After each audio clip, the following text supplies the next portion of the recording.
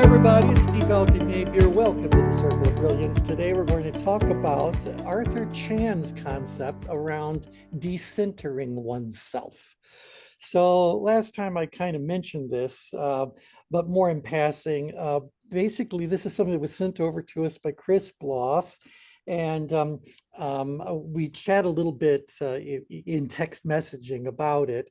But one of the things that I said was, I don't think he's describing centering the way we describe centering. So let's go ahead and read his definition. By the way, as I said before, I've done a deep dive trying to find information about this gentleman, anything that he might have written.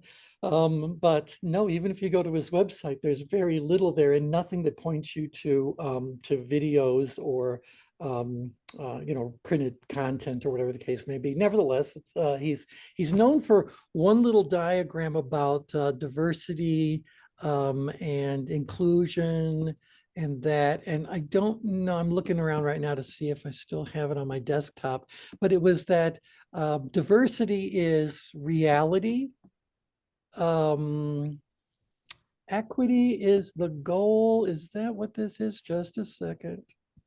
No. All right, I'll see if I can find it. But anyway, he has a quote attributed to him about diversity in that, and it's really a very good way of looking at it. That inclusion is the outcome, something like that. Anyway, we'll look at it. But one of the things that he said was that if you want to develop a more inclusive mindset, then you need to learn how to decenter ourselves, decenter yourself, and examine how centering in conversations or actions may be unwarranted or even harmful.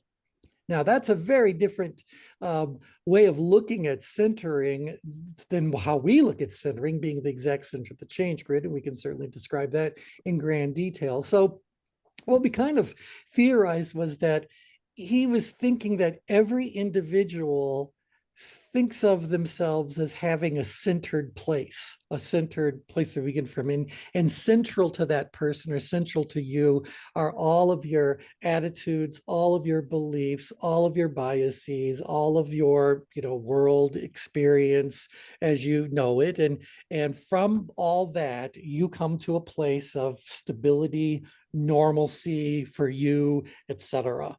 But that as long as you hold that thought that you are the center, how you are is the archetype to be following, all that sort of stuff, that you lose the ability to see, acknowledge, understand, respect other people's viewpoints, beliefs, etc.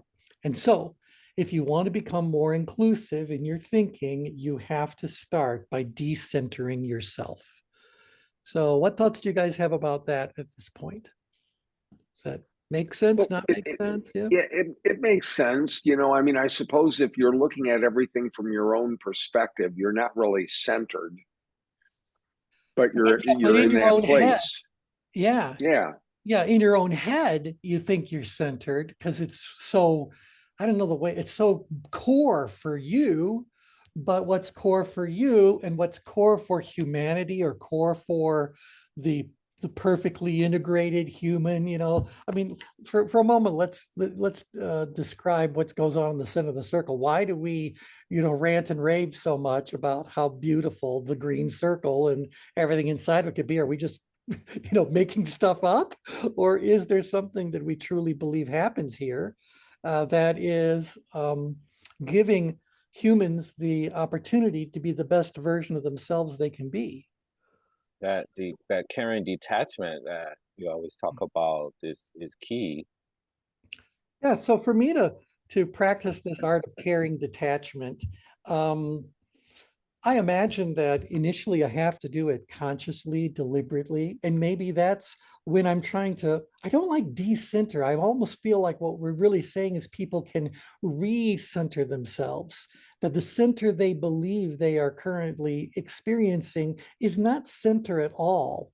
It's just what they've come to, what they've gotten accustomed to, maybe, or that's become a little bit there. And we go like, no, no, no. Inside of you as a human, there is a genuine, authentic center that all of humanity shares, and it's over here. And Mhm. so we need to find our ways to reclaim our own center. All right, I just Mhm. babbled for a minute, but No, I wonder, is that where he's going with this? Because I think the key word in that for me that you just utilized was practice. Because yeah, I know I'm always looking for how to practice more of getting recentered. I don't think I've ever used the term decentered. I don't think I ever heard of it per se, but it yeah. is a practice. Like it's not something that you just do once and forget it. Like this is actually called fluid intelligence. And Mm-hmm. so when we talk about things like joy, meaning, satisfaction, purpose, oftentimes that the way that we experience it, by we I mean humanity, is like it's the end product. But people that study that, I forget the professor's name, have Meaningness Institute, said these are things that are really meant to be cultivated along a continuum, and you can grow in it. And Mm-hmm. that's more of a practice. And I think, for at least for me, that's what I see when we talk about the center of the change. But I'm always looking for how can I grow, develop, and learn more about the practice of getting recentered Right, right. And and moved away.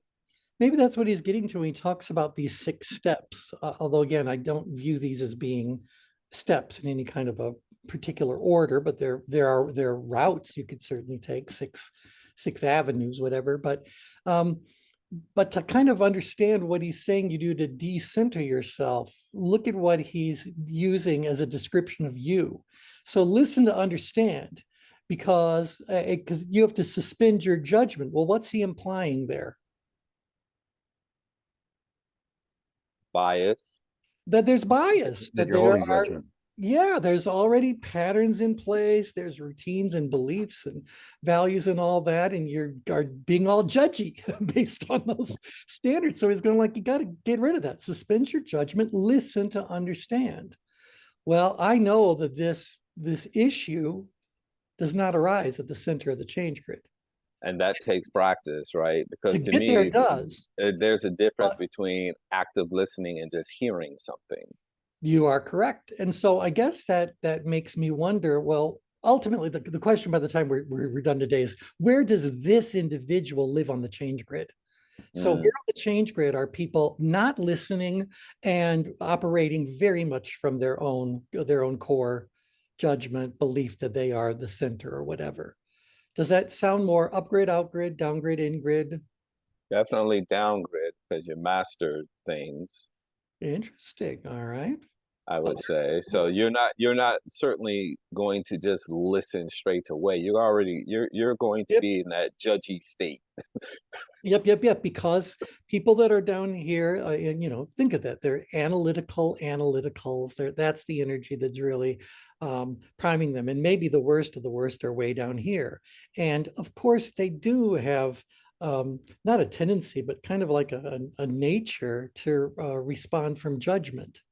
At that this far down here, they might be inquisitive, but down here, Right. the things have got locked in place. It's more etched in stone, and so that can certainly be a case. And I think the deeper downgrade you go, the more those beliefs become etched in stone. So we've Mm, talked about that before. It's far more difficult to move people upgrid than it is to move them downgrid. right. And Right. so that would resonate. At the same time, I'm wondering, are there other places on the change grid where judgment becomes a problem, a lack of listening could become a problem? Too far out grid. Too far out grid, because what's happening there? You're in solving the problem mode and you got it. Like you're doing it. Yeah. And maybe you're doing it in the right place, but there's a big chunk that says you could be in a danger zone. And so these people, certainly put yourself in the mind of a world leader, a corporate leader. Now make them a little bit sinister or evil. And Mm, you got the outgrid danger zone. Do they believe that they are the center of whatever the world happens to be, or should be at the center, or they're fighting to be the center? Do they listen to understand, or do they speak to be understood? Do they suspend their judgment or cast their judgment? wow, they certainly need it. Yeah, well, that's what I'm saying. It's like, so I can certainly see how this situation or this recommendation implies a situation that could be outgrid. So I agree downgrid, I agree outgrid as well. Now, to understand those 2 points, and there might be more, we'll look at it in a second, but to understand those 2 points, they share the same perception in their level of ability to meet whatever the challenge they're facing. One just thinks the challenge is still quite significant, a 10, and the other one thinks it's rather negligible, a 2 or less. See, that sounds like too much energy being expended. So if I'm listening to understand, it seems like that would be more amiable because I'm listening And to that's what we're going to find out. understand. And why that would make sense is because if you are too far out grid, that listening to understand is one of the in-grid maneuvers. Mm, So it really is more about stepping back, to step back out of the risk, appeal to nobler motives. That sort of a thing to say, turn around, look at all these people behind you, go that way, not this way. So interesting. now, is it possible for someone to be so far up grid that they don't listen to other people and they are locked into their judgment in that moment? Could we Probably find? hearing too much. Yeah, well, let me give you guys a specific situation, and you can tell me where that falls on the change grid and what you might do. I'll do it by setting a little story for you guys. There's a lake north of here, and it's a recreational lake that was made by damming a river that wasn't a very wet one to begin with. Nevertheless, it's our closest place where you could go boating, do any water kind of activities, whatever the case may be. Well, some guy fell off one of the piers and was out there drowning, and the police arrived and they didn't jump in to get him. And as a result, he died. Now, Wow. their reason for doing that, there was no lifeguard present. None of these guys have had lifeguard training. So they're covered with all this heavy equipment that they can't just leave on something and and then jump in. And there are guns involved, there are tasers involved, there's things like that. So they had no training, they had no easy way of getting themselves prepared, even if they wanted to be the hero of the day. And so, bottom line, the guy drowned, and these officers were let off the hook for whatever was going on. Now, there were plenty of citizens right by the shore as well. You would think one of them would have gotten in the water and at least gone to try to help this guy. But the story that got told in the news afterwards went along this, that it's a very well-known thing that when someone tries to rescue a drowning person, the chances of both of them drowning go up dramatically. So it's because someone who's drowning is very, very far up grid. They're in a totally reactive kind of way. They can't hear what you're saying, so they fight back. From your attempt to, because obviously, if you've learned anything about water rescue, you got to get them on their back so that you can put your arm under them enough to keep them out of the water while you're doing the swimming back. Well, if they're flailing all about and on, you are in jeopardy. Yes. And Remember so, the movie The Titanic when they were trying to save those people who were in the water? yep. It's a very, very risky thing to do, very risky thing to do. And that's why they say, unless you've had actual lifeguard training where you've gone out there and, rescued people, at least as in a part of your training, you don't know what you're doing. And so, you got to think about that.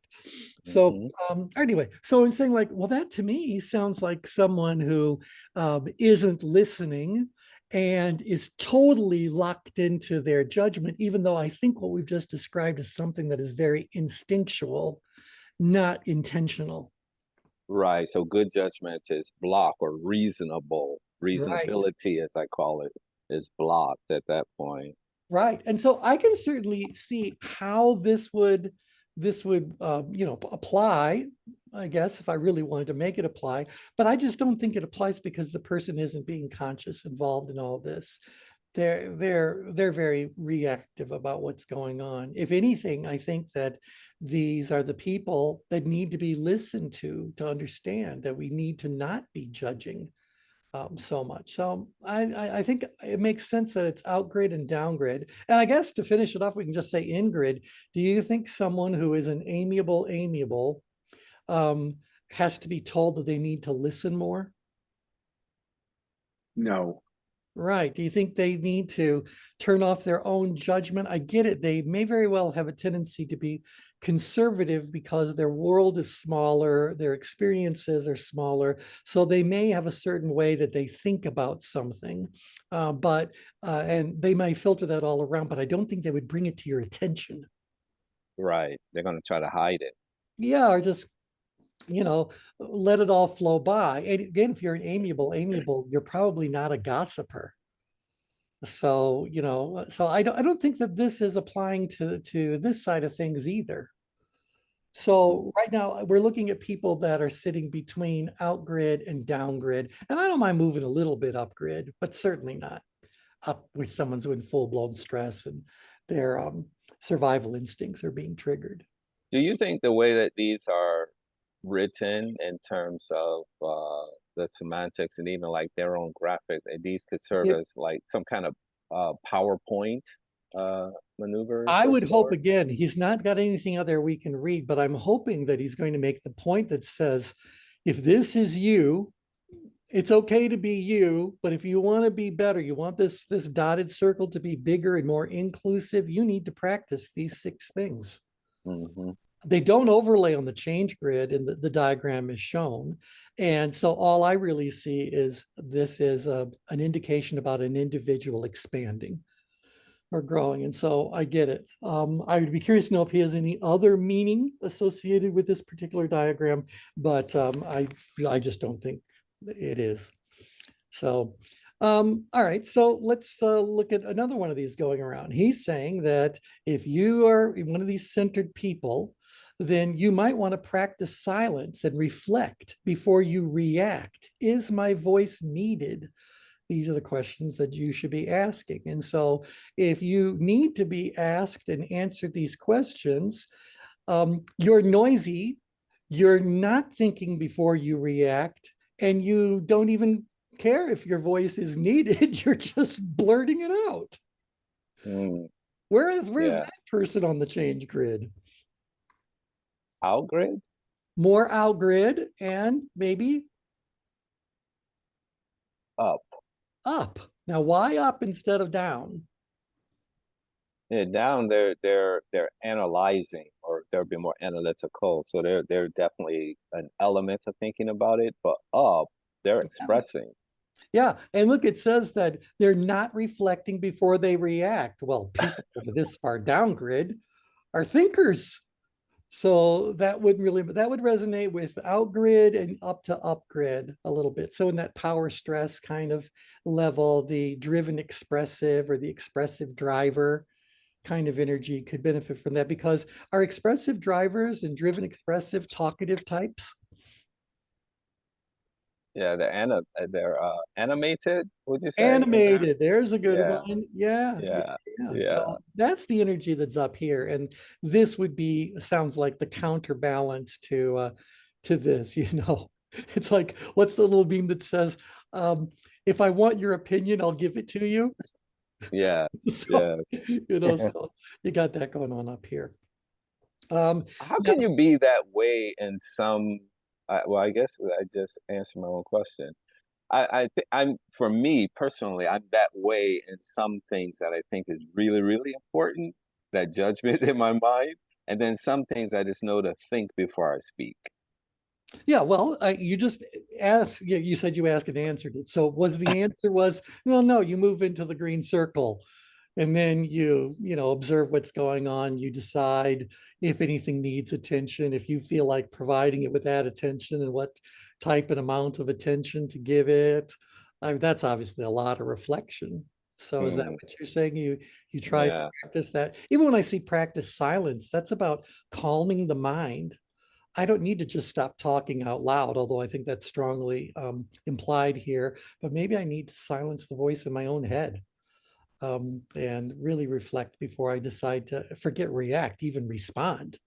Respond. Yeah, that's a good word. Yeah, it's that I think is going on. So that feels like it's right here on the change grid. As far as a starting point is concerned. So again, I go back to wondering, this person may very well feel like that's a normal day in their life, that is their center, but their center is off center. So if they do practice silence, if they do reflect, if they do ask, is my voice needed? They are becoming more self-aware, which is an in-grid maneuver, and their level of tension around participating is going down as well. They're getting into power. Now they're listening a little bit more, et cetera. So can you kind of feel that this remedy is actually a collection of maneuvers? Mm-hmm. Yep. And so Yes. now you go to the next one, and now I start feeling like, is this a rehash? So create space and pass the mic. So that would imply that if you're being told you need to create space, that you have found yourself in too close of proximity with somebody or somewhere. You're right in their face, maybe you're in their space. And rather than passing the microphone, you are instead hogging the microphone. So who is likely to be in your face, in your space, and doing all the, controlling the message? Yeah, that Outgrid. sounds out. Yeah. Outgrid, that feels outgrid.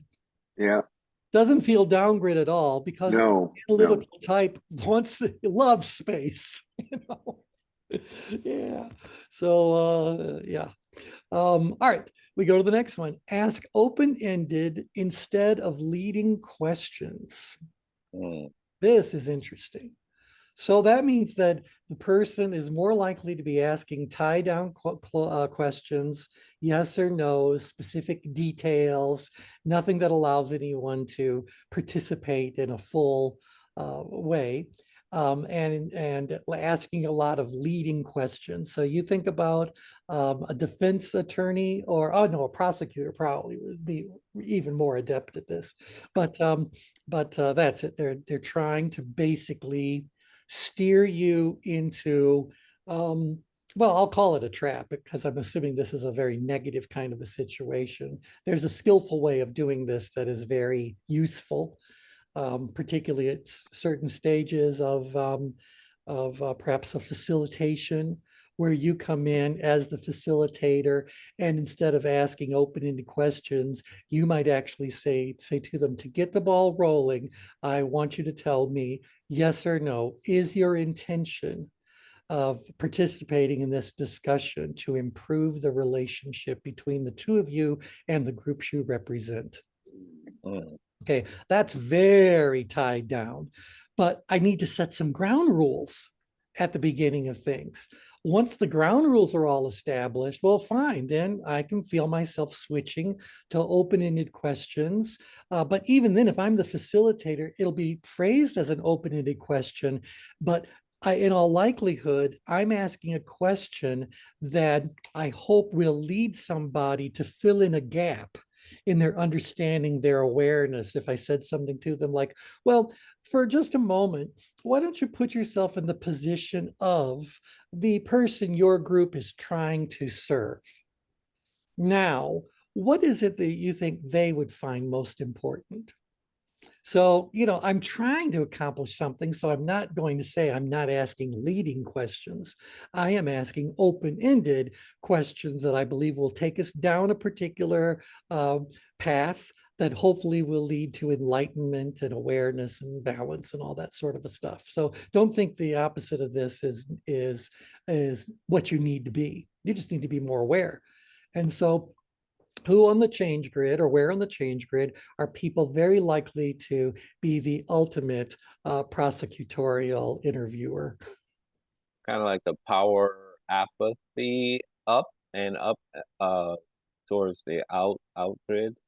Yeah, yeah. So that would, as long as we're going to stay in power apathy, that would really make this person an expressive, driven, analytical. Now, an expressive, driven, analytical is first and foremost what?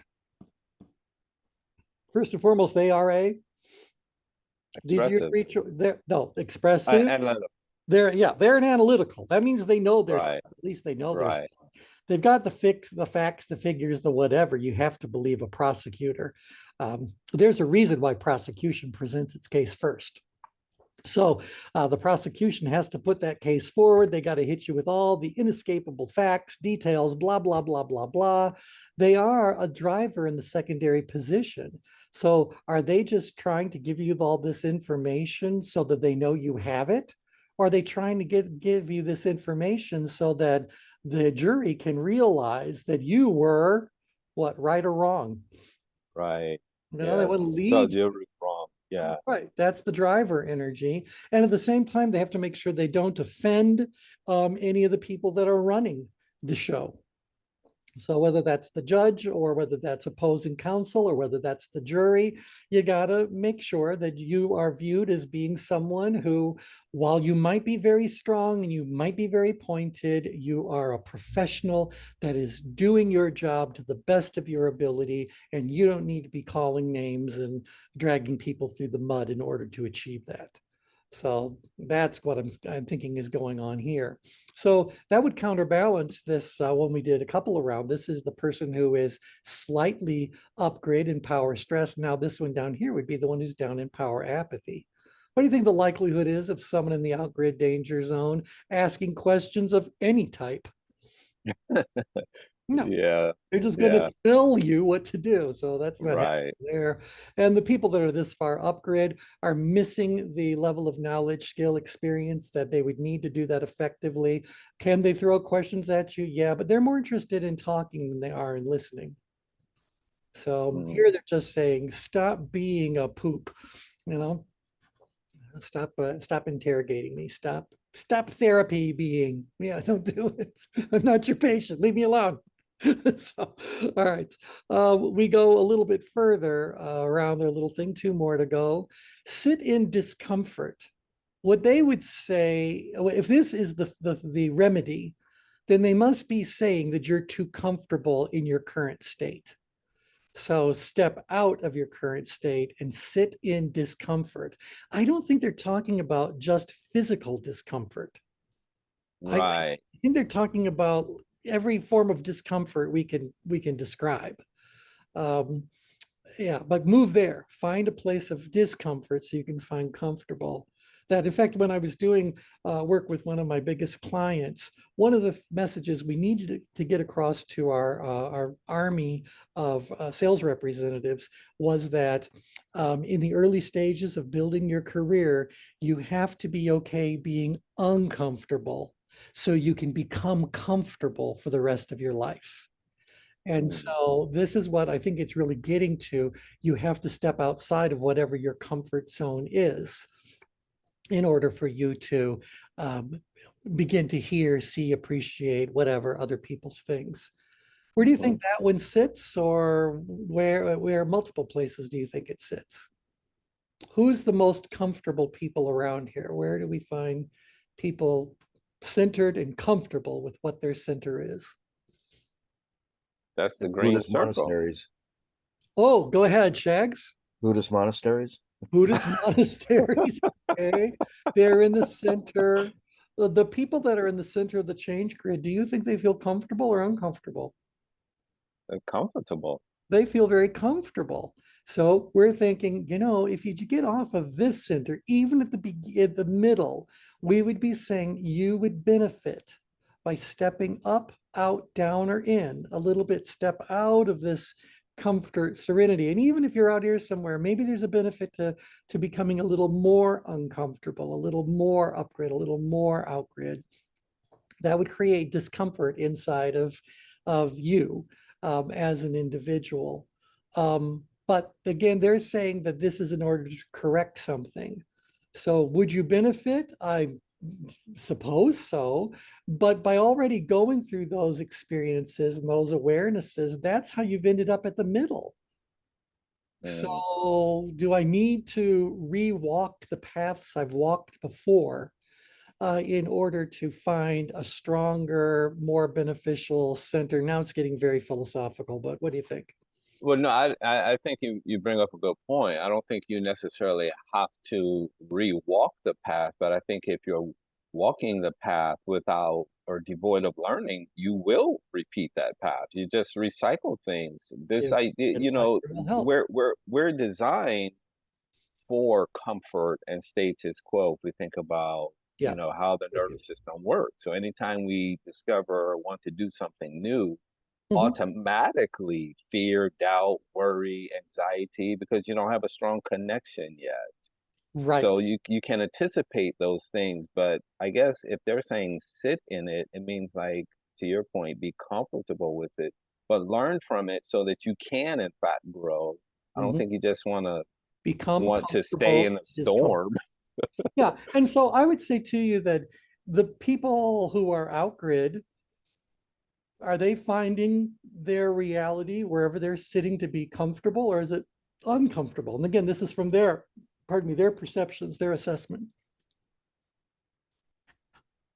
That are outgrid. Yeah, that are out here. Do you think they're saying that they're comfortable, uncomfortable? Some feel very comfortable out there, but they're out there to the point where they're not cognizant of the energy expenditure and the Mhm. tax on I it, think I and think I so think they they're get burned. anxious. They're Yeah, anxious. that's a Okay. good word. That's a good word. Yeah, they're anxious. And so, because I can certainly see out here, we say this is the textbook location for an Olympic athlete. And so I have to believe that an Olympic athlete still feels a little upgrade energy, Oh but they yeah, know that if they move upgrade even a little bit, it's going to affect their performance. Likewise, if they move downgrid. So they need to keep themselves at this particular level of energy. And that right. level of energy may involve some anxiety, maybe, they're up against people they've probably competed against before, and who knows how things turned out at the last time. You know, Right. so I can certainly see where that would be present. But I wonder if we need to do something at that moment to intervene, or are they uncomfortable enough that this They're is uncomfortable enough. And see they're the uncomfortable. difference, that's why I like using professional athletes as an example. They train for it, Yeah, right? So they're right, prepared and they know how to debase themselves from that also. right. So in And other words, they ultimately, know how to go back center. right. And so they can end up controlling and channeling that energy where it needs to be. I mean, that level of athlete, you have to believe, is receiving a great deal of mind training, Yeah. well Yeah. as whatever their physical training happens to involve. Mind training, the visualization, Yep, all all the that different stuff. kinds. Yeah, All that stuff, definitely. centering things. That's why a lot of athletes have what from the outside look like rather strange rituals that they Hmm. go through before they do whatever. And I don't care if it's, I don't know, do they turn around 3 times? Do they rotate the ball? I've got no idea, but I know that if you do even a simple search for athletes quirks, there's probably a whole bunch of them out there. Yeah, yeah, and that practice because even when they're like uh the reporter asks them when they do some feat that seems Yeah, impossible and they say what were you thinking? They said right. I Well, wasn't and that's thinking the thing. anything. Back when neurolinguistic programming was first becoming a thing, as far as popular psychology goes, one of the things they said that they could do is if they could figure out exactly what your thought process was when you're doing a particular activity, and yeah, you still have to do the activity, but they said if we knew what your mind was thinking, and we could teach you how to control that more effectively, and then transfer that pattern, that thought process to another athlete, would we get better results? And so I forget what they called the whole thing. It was had something to do with mapping and or, installation and whatever the case may be. But I thought that had real merit. What is the thought process that leads to that? Now, I'm not a golfer, but we live on a golf course, so we see people do things, and um, some of them I think are very perplexing. But even with a nephew who's on the junior PGA circuit, his trainers are telling him how important it is that he has a very specific ritual so that he can discipline his mind. I mean, he's 13 years old. So I think that's what that's really where I don't think we're finding discomfort here. No, I don't think we're finding comfort here that stops the individual from progressing. Mhm. I do think it's happening down here. Oh, by the way, so how many of you are golfers or have spent enough time golfing? Yes. Okay. Yes. I've never understood the approach the ball, now take 3 little fake putts before you take the real one. This little swooping kind of thing. It's like, I get it. It's part of someone's ritual. I don't know that it's necessary. I'm also, though, more than anything else, fascinated by why a golfer's left foot is always dangling outside of the golf cart. Have you guys ever noticed that? We see it all the time. They're tooling around their golf carts, even if they're not on the course. They're out. Remember, our community is golf cart safe, so we can be out on any of our roads in our golf cart, and they still have their left foot dangling. It's an out of- That's emergency so brake. true. It's like you're on a 30-mile-an-hour road. It's the emergency brake. Yeah, there you go. Like it just makes me think of Fred Flintstone. Exactly. I was just going Now, to if they're say wearing that. long pants, it's kind of like air conditioning. It just Yeah, your toe, oh, it's crazy. Just go like, put your golf cart. But it's their ritual. That's my whole point. Now, Yep.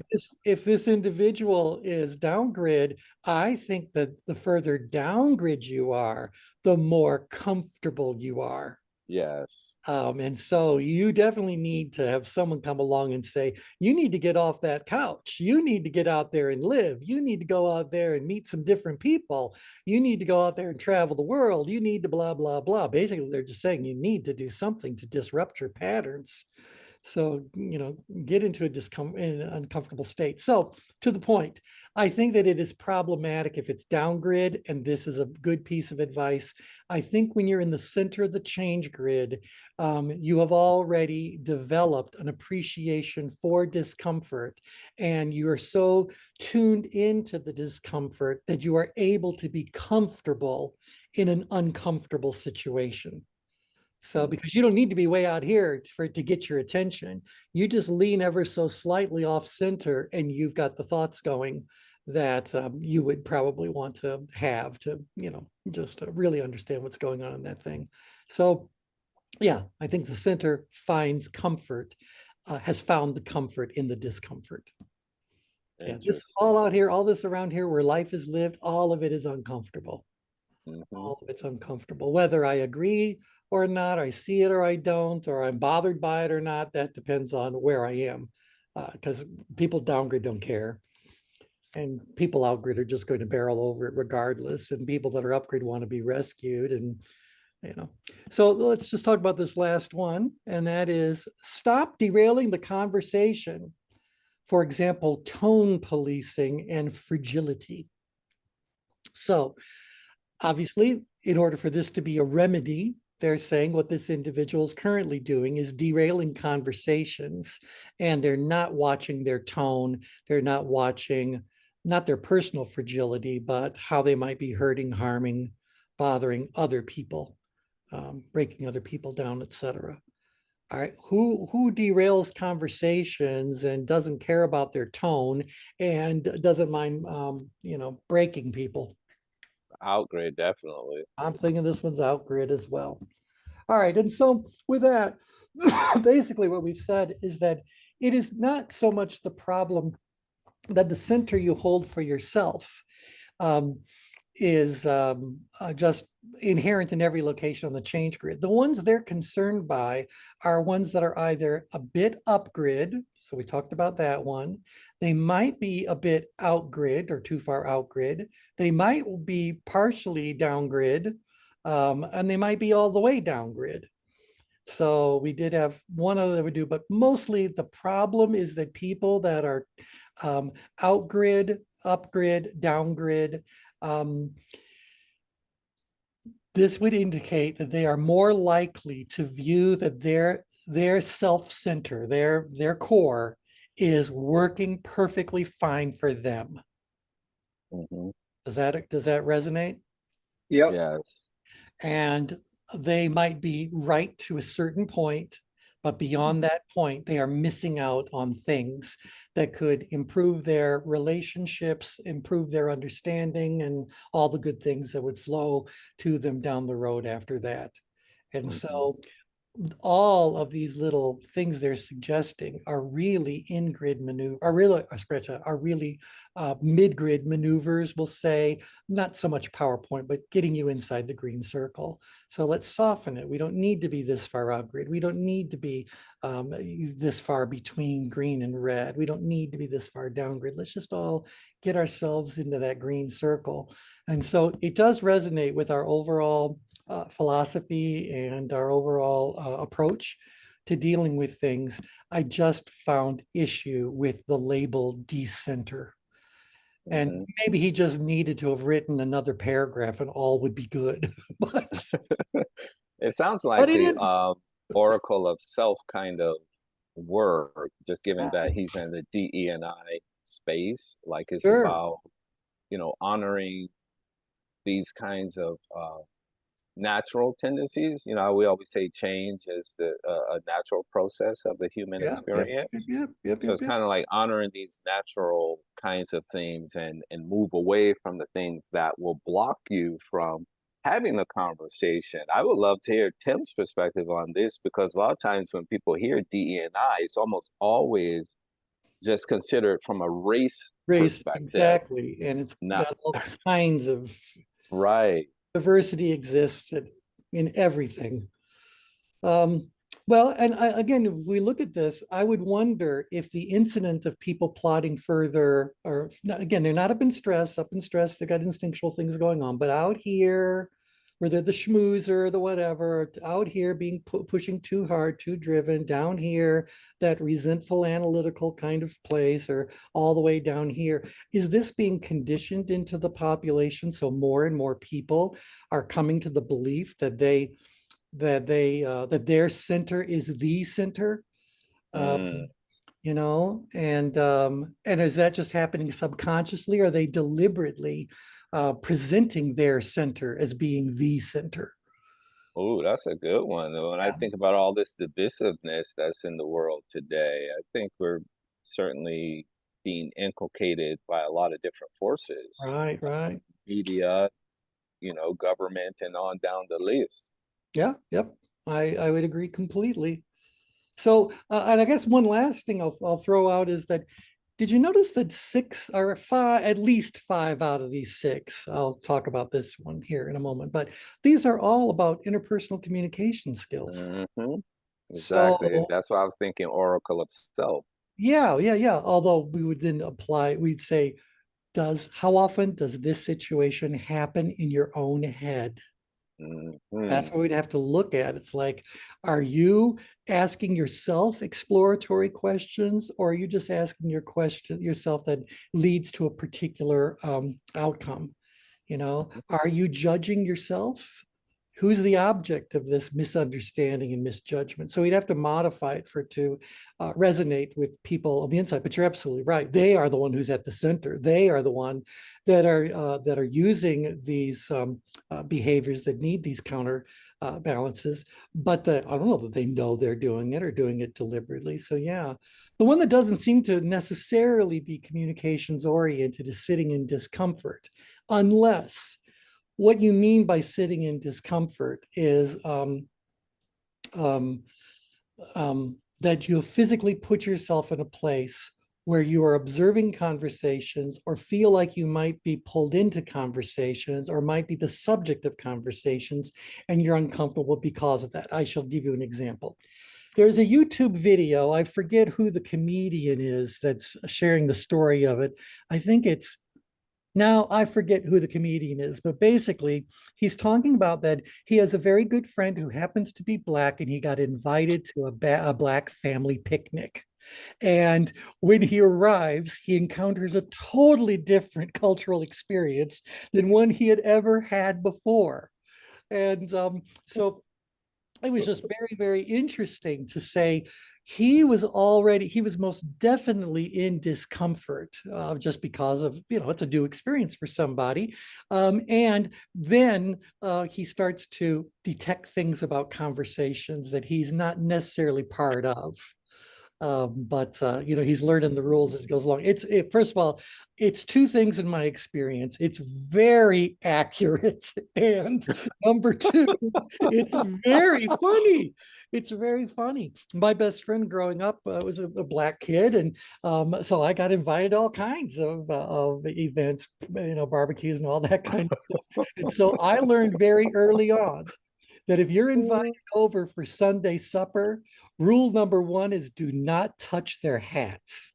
Well, you got all these women wearing these beautiful, ornate, elaborate hats. You do not touch the hat. And if you're not eating a lot, you're offending people.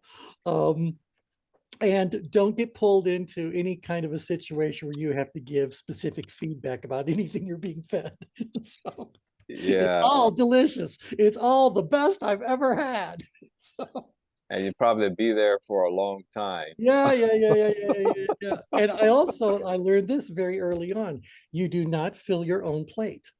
So someone's going to make and bring you a plate. And I didn't know if it was because I was a guest or because I was a guy, but you didn't go up to the potluck table. They brought your food to you. Means it was heaping, I'm telling you. So, all right, anyway, there you go. So I do think this is an interesting concept. I do wonder whether this is the right identifier for it, but I think we understand what he was getting at or what he's getting at, and we can see how that does reflect on the change grid as being a cause for someone developing stronger, let's say, oracle skills or even stronger interpersonal communication skills. All right, final thoughts, comments?